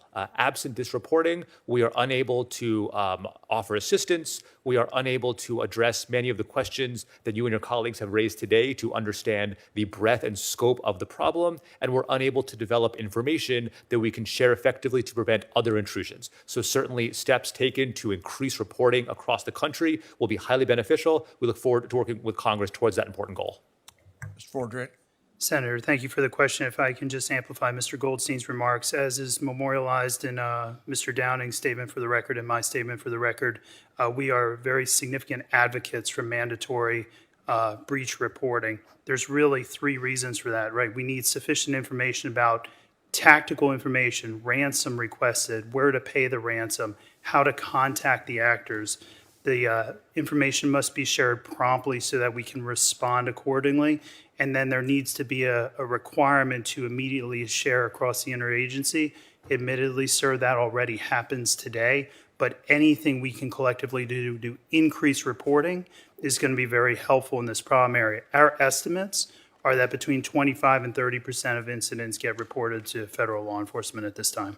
Well, I know there are at least two bills that are currently out there, one from the Homeland Security and Governmental Affairs Committee, a bipartisan bill, Senator Portman, Senator Peters, and then there's also an Intel Committee bill that Senator Warner and a number of us are working on to require that, because it seems like in the past we've relied on the business community, for example, to make a report, and perhaps they feel like because of reputational considerations or some others, they may just want to not report it. And because once it gets into the public domain, then maybe people don't feel comfortable doing business with them, or maybe they go to a competitor or the like. But it strikes me as absolutely critical, and I'm glad to hear your answer, that we get the universe of the universal picture, and then to give you and other authorities the opportunity to deal with it. There ought to be some sort of confidential a means to do that, and one that perhaps provides some liability protection, much as we've done in the past with some of the programs through the National Security Agency when it comes to collecting information from phone companies and the like. How big a problem is attribution, Mr. Vordendran? Senator, that's an excellent question. The response to your question is it's very challenging, especially in the criminal cyber element, moved away sometimes from the nation-state cyber element, but in the criminal cyber element is extremely challenging to gain attribution down to a keyboard or an actor behind a keyboard. I would estimate that about half of our cases don't have accurate attribution because of the complexity involved. And that's part of the tradecraft of the cyber offender, correct? Hiding their identity? Yes, sir. I mean, it's very easy to masquerade as a Mandarin keyboard in Brazil that would potentially probe a network. And the person behind that keyboard is probably not in Brazil, and they may or may not speak Mandarin. I agree with you and Mr. Downing that the law enforcement model is an important component, but only a component of what our response should be. Indeed, after the 2016 Russian interference and cyber attacks on the DNC server and leaking that to General Nakasone and the folks out at Cyber Command and NSA undertook a way to try to protect our voting systems in 2018, and we had remarkably improved protection of our voting system. So we know that we have the capability to do it. We just need to figure out how to come up with a strategy, perhaps something like we did on Congress passed 5G and beyond, which basically mandated that the executive branch come up with a comprehensive strategy working with Congress, because frankly, we're so, as I mentioned at the beginning, siloed here. We've got different committees of different jurisdiction and different levels of information about these issues and different perspectives, depending on if you're the Judiciary Committee focusing on law enforcement as opposed to maybe the Intel Committee looking at the espionage threat, or the Governmental Affairs Committee looking at some other aspect of it. So having a plan, I think, is really important, because right now, notwithstanding our outstanding capabilities, I think we're getting our lunch eaten on a regular basis, and we've got to up our game. That's not a comment on what you do or the people that work with you. I think it's up to Congress and the policymakers to come up with a policy that you can then implement to do the job that you're trained to do and that you're trying to do every day. Thank you. Thanks, Senator Cornyn. Senator Blumenthal. Thanks, Mr. Chairman, and I want to join in thanking you and the ranking member for this hearing, and thank you, all the law enforcement members of this panel. You have definitely upped your game. There's no question about your recent record, and I'm sure it reflects long-standing work on putting together the infrastructure that's necessary to do that law enforcement, and the skills and the equipment and so forth. As has been mentioned, Senators Whitehouse, Graham, Tillis, and I have a measure that we've introduced, the International Cybercrime Prevent Act, which is intended to provide you with more tools, and maybe mandatory reporting ought to be one of them. A number of our colleagues have asked for liability protections in connection with that reporting, and I would welcome the opportunity to consult with you as to ways there may be to protect the confidentiality of information that is provided in the course of reporting, because I think that's one of the concerns that may discourage more reporting. Some of us come from a hearing in the Commerce Committee where I asked the head of TSA about reporting, and he testified that there is reluctance because of the fear of publicity. But that is a common thread in law enforcement, as you well know, that prevents reporting of rape, it prevents reporting by seniors about financial crimes, it prevents all kinds of reporting, so we need to overcome that obstacle. I want to ask about the harboring of these cyber criminals in Russia and China. I was very impressed and appreciated President Biden raising this issue in his meeting with Vladimir Putin. The Russian government's hacking and its providing safe haven to criminal elements that in turn have attacked us. And he was very dramatic in his telling Russia, according to the readout of the recent Biden call with Putin this month, that we will take, quote, any action necessary to defend our people and our critical infrastructure. Have you seen any change in the amount or severity of cybercrime from Russia in this last month? Perhaps I could take that one, Senator. I don't believe there has been a measurable drop. No, I don't think that is a change. So essentially, there's no evidence that Putin is heeding this warning as yet, correct? I think that's fair, yes. How about on the part of China? Is it getting the message? With respect to China, that's a complex situation. We continue to press on that issue from the Department of Justice's perspective in investigating and prosecuting those crimes aggressively. Well, let me be somewhat simplistic. What I'm hearing is that Russia and China essentially are taking no real action in cracking down on these criminal gangs or the malicious cyber attacks that make us the target. Senator, correct? I would just add that, as my colleague noted, we believe that only about a quarter of ransomware intrusions are actually reported. And so the question of are we seeing a change in trend is a very hard one to answer. It certainly could be the case that some ransomware actors have changed behavior for a variety of reasons. We simply don't have the data to be able to answer that question with any level of authority.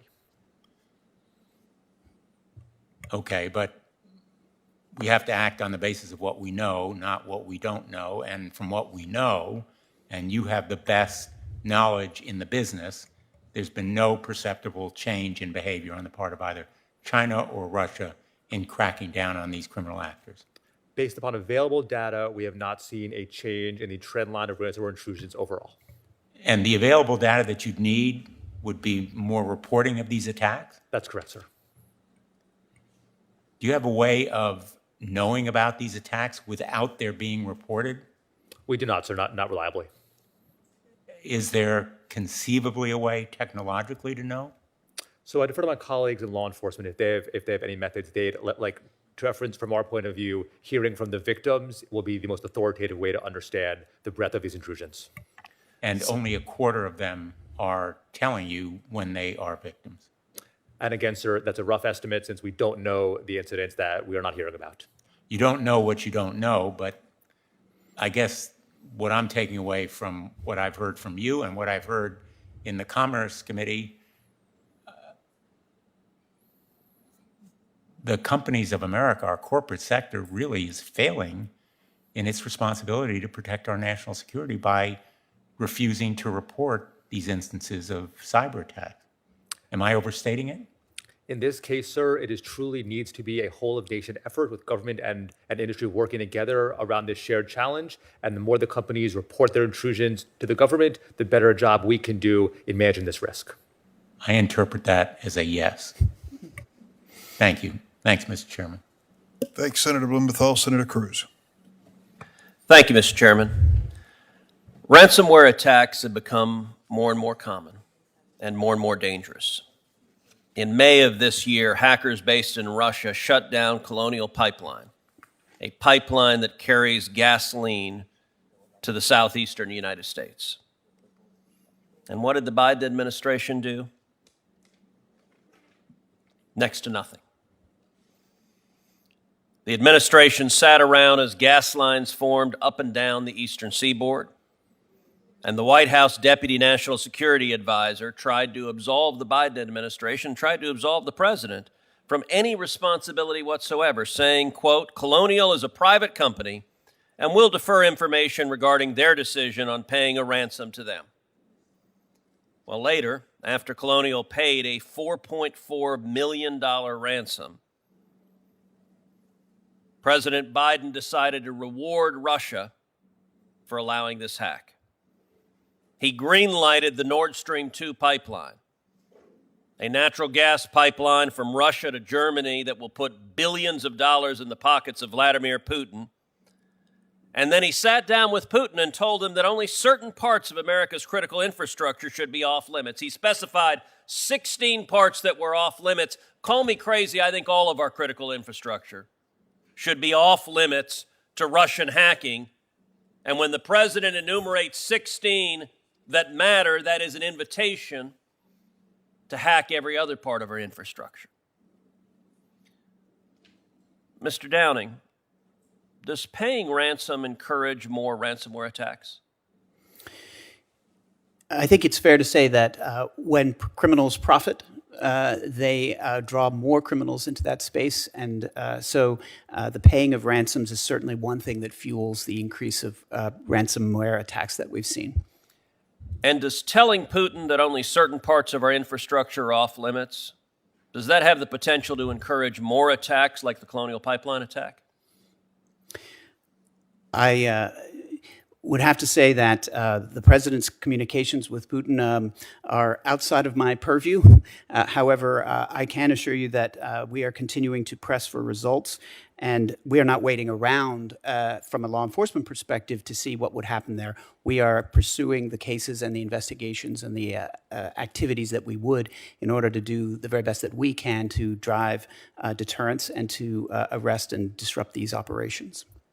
Mr. Goldstein, is attacking a pipeline a new concept, or have we seen this before? Senator, the attack on Colonial Pipeline is the first incident that we have certainly seen in this country of an intrusion causing a disruption to pipeline infrastructure. But your organization just recently issued a release stating that between 2011 and 2013, Chinese state-sponsored actors targeted 23 U.S. natural gas pipeline operators. Is that right? That's correct, sir. That refers to targeting rather than an intrusion resulting in an actual disruption. But the idea that malevolent actors would go after infrastructure like pipelines, that is a threat we've been aware of for some time. That's correct, Senator.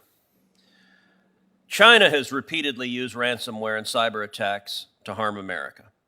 Not only has it attacked pipelines in an effort to cause physical damage, but just this year, hackers affiliated with the Chinese government attacked tens of thousands of computers across tens of thousands of organizations, including a significant number of small businesses, towns, cities, and local governments. Once again, unfortunately, the Biden administration responded to extreme threats with extreme weakness. The Biden administration has not imposed any sanctions on China. Instead, the administration announced that it is dropping criminal cases against 5 Chinese scientists who, with the help of consular officials, hid their affiliations with China's military in order to infiltrate our nation. Mr. Downing, why is this administration refusing to prosecute Chinese scientists who lied about their ties to the Chinese military in order to come to this country and gain access to information? Senator, thank you for the question. I would have to say that from my position in the criminal division, I am not responsible for those decisions. However, it is something that I'd be happy to take back and get you an answer for. And let me ask anyone on the panel, do you have an answer as to why the administration has not sanctioned China for repeated cyber attacks over and over and over again against the United States? Well, I think that's a question that administration should answer, and showing weakness to China and weakness to Russia only invites more aggression and more cyber attacks attacking our nation. Thank you. Senator Ossoff. Thank you, Mr. Chairman. Thank you to our panelists.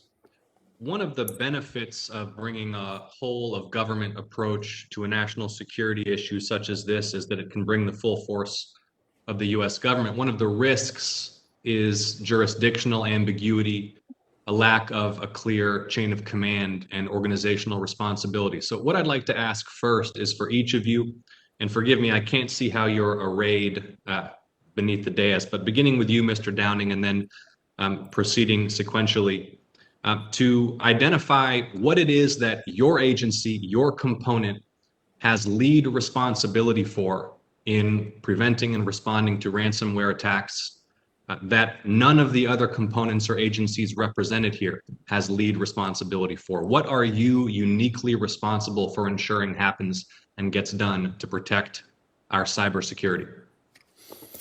Thank you very much for the question, Senator. At the Department of Justice, we have two divisions that are responsible in part for responding to the ransomware attacks. My division, the criminal division, is responsible for those attacks that are identified as being from criminal actors. And so we have taken the lead on a very large number of the recent ransomware attacks. We bring charges, we make charging decisions, we work on the legal side to make sure that the law enforcement agencies are able to obtain the evidence that they need, and we pursue extraditions through our Office of International Affairs in order to get them back to the United States. My colleagues in the National Security Division support that work through a lot of different means related to national security authorities. However, when the actors responsible are nation states or proxies for nation states, then they would have the key role in all of the same ways that I mentioned: gathering evidence, bringing charges, and seeing those charges through to court. Thank you. Mr. Vorndran, please. Thank you for the question, Senator. In response to your question, we would reference Presidential Policy Directive 41 from 2016. That was the first ever national policy on this topic and sought to define a significant cyber incident and answer your exact question, who's in charge. Instead of naming a single agency, it recognized shared responsibility across the United States government, and it defined threat response as involving investigation, attribution, and threat pursuit, and named the Department of Justice acting through the FBI and the National Cyber Investigative Joint Task Force as the lead agency for this line of effort during a significant incident. I'll certainly let Mr. Goldstein reference CISA's role. ODNI has a role in PPD 41, but I think another key takeaway. I appreciate there's a broad spectrum of responsibilities here. My question is what is FBI's role that is distinct from every other agency represented here today? What do you do and your personnel do that nobody else does?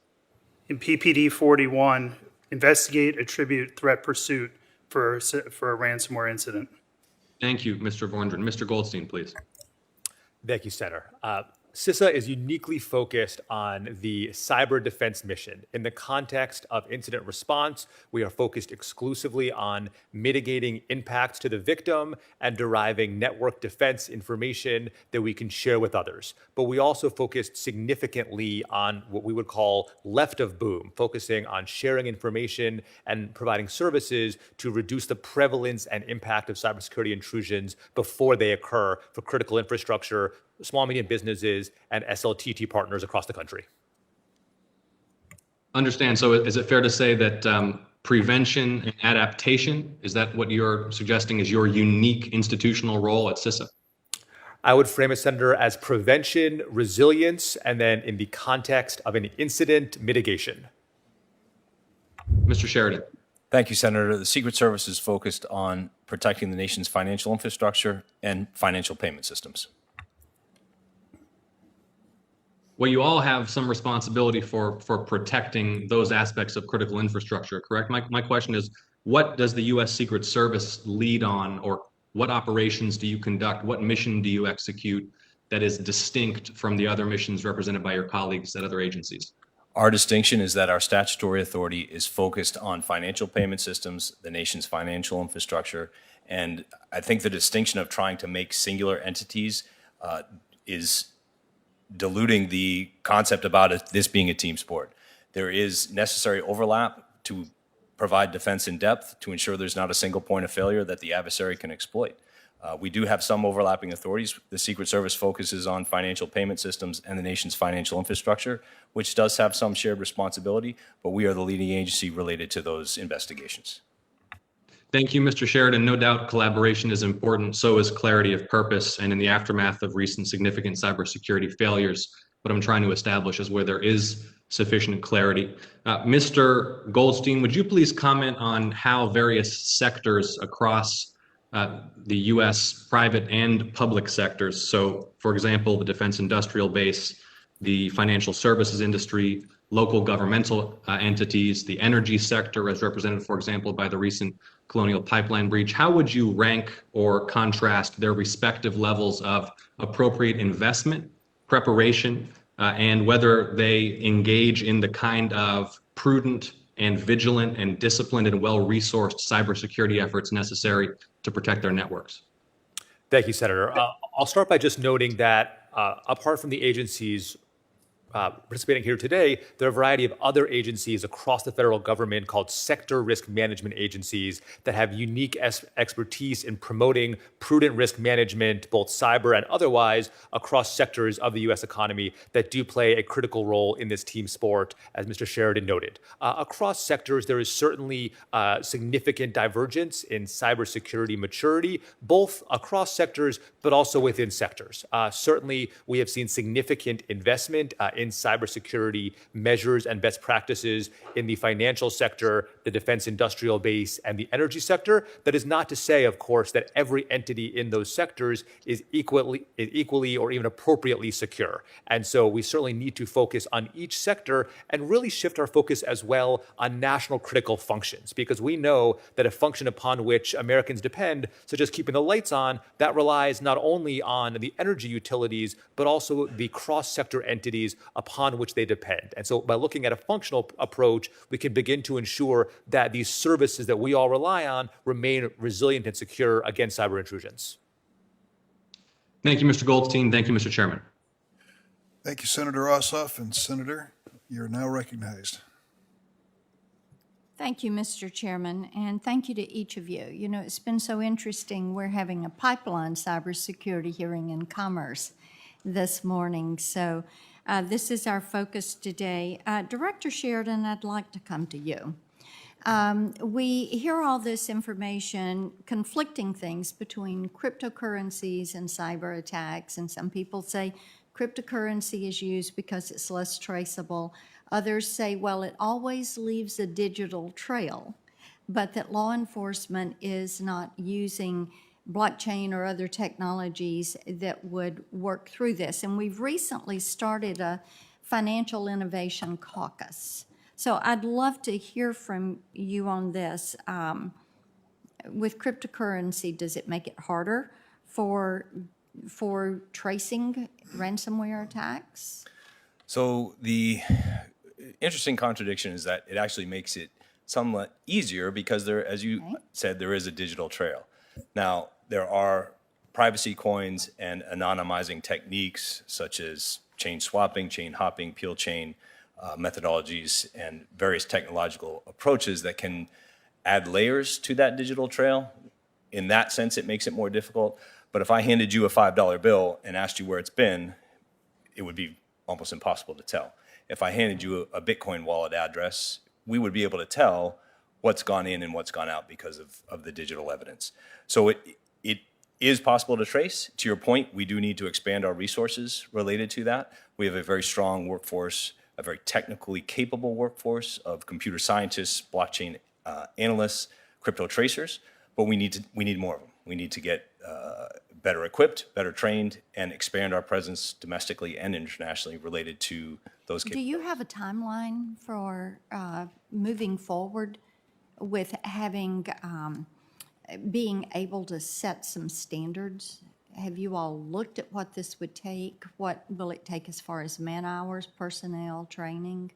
We do have a very detailed projection in terms of timeline, resources, and budget for our ransomware approach as it relates to cryptocurrency and other digital monies. Is that information you could share with us, with the committee? Yes, ma'am. I think that would be helpful. Director Vondran, let me ask you, has the FBI looked into using new technologies in blockchain to track and remediate some of the ransomware attacks and transactions? Thank you for the question, Senator. To amplify what Jeremy Sheridan said, we use the blockchain daily across the organization to trace Bitcoin. And I think Mr. Sheridan's comments are spot on that in certain cases, It actually makes the tracing easier. In certain cases, it makes it more challenging. And his reference to a $5 bill and understanding its traceability is a very good analogy. But we have many FBI agents, FBI analysts, data operations specialists, and other types of personnel in the organization that use the blockchain on a daily basis. You know, General Dowling, let me come to you with this. Bulletproof hosters. And hearing about these and the data centers and the companies that allow ransomware to be transacted on their servers. And of course, this is something that is troubling, that they're setting up overseas and largely outside of U.S. law. Are there more steps that you all can take to better track and shut down these bulletproof hosting operations, at least domestically? Thank you for the question. You put your finger on it. In order for us to have an effective response to the ransomware problem, we need to look at all parts of the ecosystem. And bulletproof hosting is is one of those parts. We have at times brought criminal prosecutions against the owners of these kinds of bulletproof hosters, where we can show that they are well aware that they are contributing to criminal activity. But it is, like many parts of this problem, made more difficult by the international side of it. These actors are very often overseas, and so we have to take steps to build our international partnerships in order to arrest them. Those are things we are focused on, though, and we will continue to be as part of the overall response to the ransomware threat. Thank you. Thank you, Mr. Chairman. Thanks, Senator. Senator Cotton. Thank you, Mr. Chairman. Mr. Vorndrand? Thank you. Both Russia and China have tried to undermine multiple American industries through sabotage and intellectual property theft. American agriculture is no exception. In just the last few years, we've seen several high-profile examples of this. In 2016, Chinese researchers were sentenced to federal prison for attempting to steal patented corn seeds and trade secrets from American farms. In 2018, Chinese researchers were sentenced to federal prison for trying to steal trade secrets from the USDA's Dell Bumpers, National Rice Research Center, and from an American biotech company. In 2019, a Chinese national was indicted on economic espionage charges when he stole a copy of a proprietary algorithm for optimizing agricultural productivity for farmers. This has happened in my home state. There's open indictments against Chinese nationals for trying to steal rice-related intellectual property. I assume they have absconded back to mainland China by now. The efforts aren't limited to espionage. Just a few weeks ago, a Russian-linked group launched cyber attacks against JBS, one of the largest meat packers in the United States. The ransomware attack temporarily shut down JBS's cattle slaughtering and resulted in JBS paying a Bitcoin ransom of almost $11 million. These type of attacks and espionage against agriculture don't just threaten the livelihoods of American farmers and companies, they also threaten our food supply chain. Do you agree that American agriculture is a target for foreign cyber actors who are looking for opportunities to attack? Senator, thanks for the question. The answer to your question is yes, we believe they are a target, but we believe everybody is a target. Whoever has a vulnerability, there is an adversary out there that will try to exploit it for any number of reasons. Number one reason, financial gain. Thank you. Mr. Goldstein, do you agree that American agriculture is a target for attack? As my colleague noted, absolutely, but for the same reasons as noted, organizations that are vulnerable and can be exploited for profit are certainly a target for these adversaries.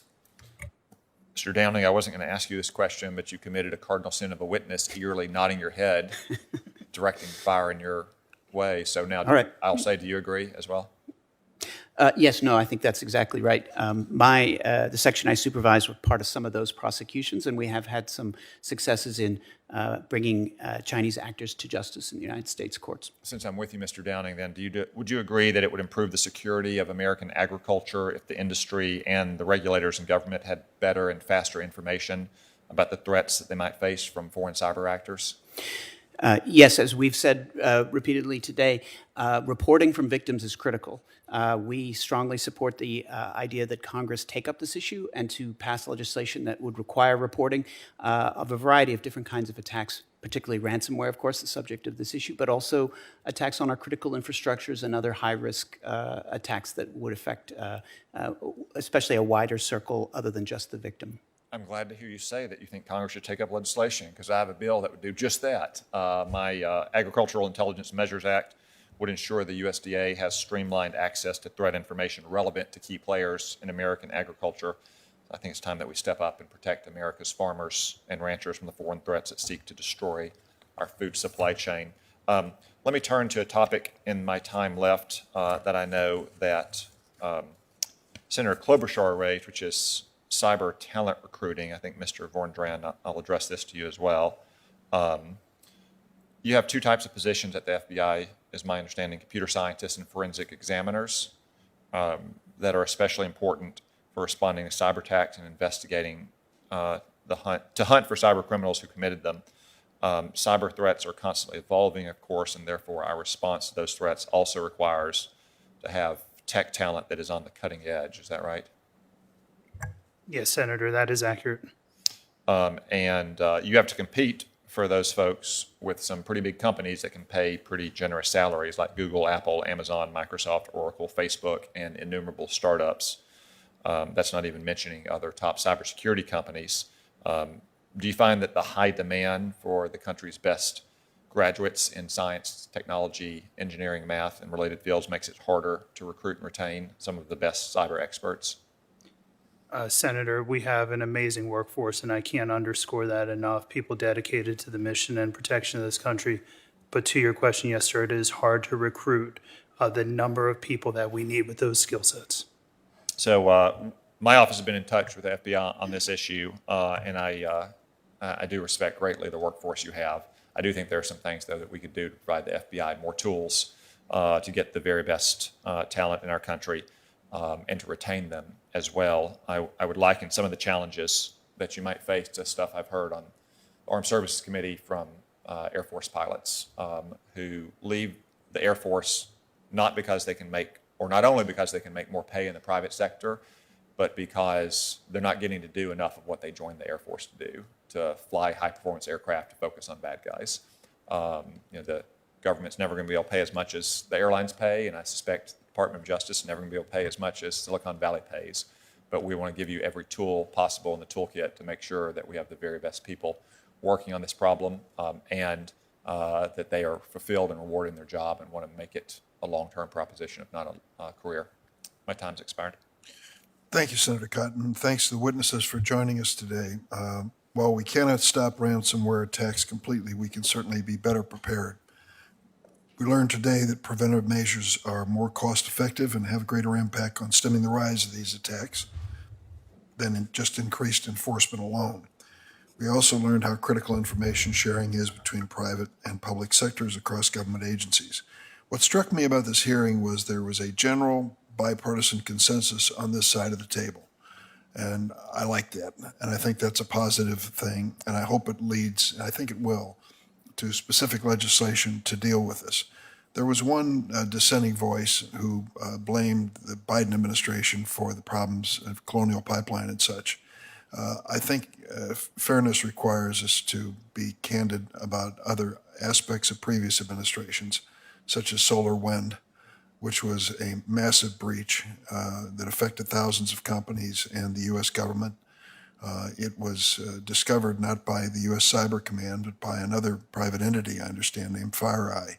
It's an indication that we can and should strive to do better. It also is important to note that it wasn't until this administration in April made the public declaration connecting the Russians to solar wind that that statement became accepted. I think that's an indication of the intent of this administration, I hope every administration, to keep America safe. We need to view this problem with a sense of urgency. I think that the legislation which you proposed, Mr. Downing, is a beginning of a conversation with the administration on doing this. And as you noticed from Senator Whitehouse, Graham, Tillis, and Blumenthal, they're anxious to move this forward. And we want this committee to facilitate that conversation. The hearing record will remain open for 1 week for statements. Questions for the record may be submitted by 5 p.m. on Tuesday, August 3rd. I thank the witnesses again for being here, and the hearing is adjourned.